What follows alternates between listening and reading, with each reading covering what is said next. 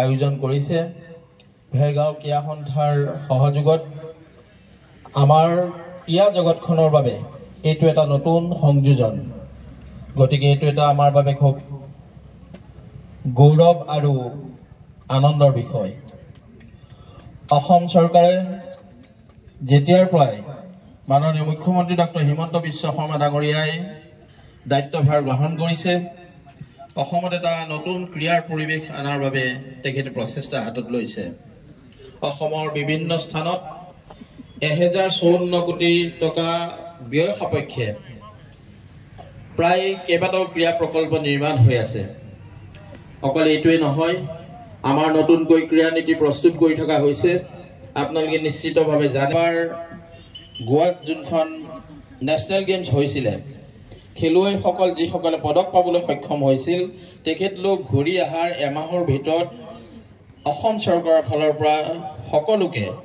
পদকপ্ৰাপ্ত খেলুৱৈক আমি চাকৰি দিয়াৰ ব্যৱস্থা কৰিছিলোঁ গতিকে আমি খেলুৱৈসকলক লৈ যথেষ্ট আশাবাদী খেলুৱৈসকলৰ সা সুবিধাৰে অসম চৰকাৰে যিখিনি আগুৱাই নিয়াৰ বাবে প্ৰচেষ্টা হাতত লৈছে মাননীয় মুখ্যমন্ত্ৰী মহোদয়ৰ প্ৰচেষ্টাত আমি সকলো ক্ৰীড়া সংগঠক খেলুৱৈ আমি সকলোৱে মিলি অসমখনক এটা নতুন ক্ৰীড়াৰ পৰিৱেশ ৰচনা কৰি অসমখনক আগুৱাই নিব লাগিব কিয়নো ক্ৰীড়াই শান্তি ক্ৰীড়াই সম্প্ৰীতি ক্ৰীড়াই সুস্থ সবল এখন সমাজ দিয়ে ডক্টৰ ভূপেন হাজৰিকাই কৈছিল এই পৃথিৱী এক ক্ৰীড়াংগন ক্ৰীড়া হ'ল শান্তিৰ প্ৰাংগণ গতিকে আমি ক্ৰীড়াৰ জৰিয়তে আজি সমাজত যিবোৰ ব্যাধি আছে আমি আমাৰ উঠি অহা যি প্ৰজন্ম আছে আমি সেই উঠি অহা প্ৰজন্মক যদি আমি ক্ৰীড়াৰ লগত জড়িত কৰিব পাৰোঁ তেনেহ'লে আমি তেখেতলোকক সুস্বাস্থ্যৰে ৰাখিব পাৰিম আমি ড্ৰাগছ জাতীয় অন্যান্য নিচাজাতীয়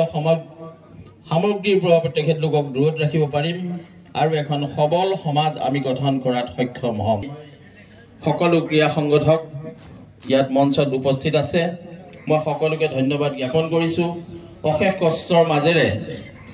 আপোনালোকে অসমৰ ক্ৰীড়া জগতখনক আগুৱাই নিয়াৰ চেষ্টা কৰিছে বিশেষভাৱে মই ইয়াত লক্ষীৰাম বড়োৰ কথা মই উল্লেখ কৰিব বিচাৰোঁ সদায় ক্ৰীড়া জগতখনৰ লগত জড়িত হৈ আছে আৰু ভেৰগাঁও ক্ৰীড়া সন্থাৰ দায়িত্ব লৈও তেখেতে কাম কৰি আছে আমাৰ সন্মানীয় অধ্যক্ষ সকলোৰে আদৰৰ বিশ্বজিৎ দৈমাৰী ডাঙৰীয়াৰ নিৰ্দেশত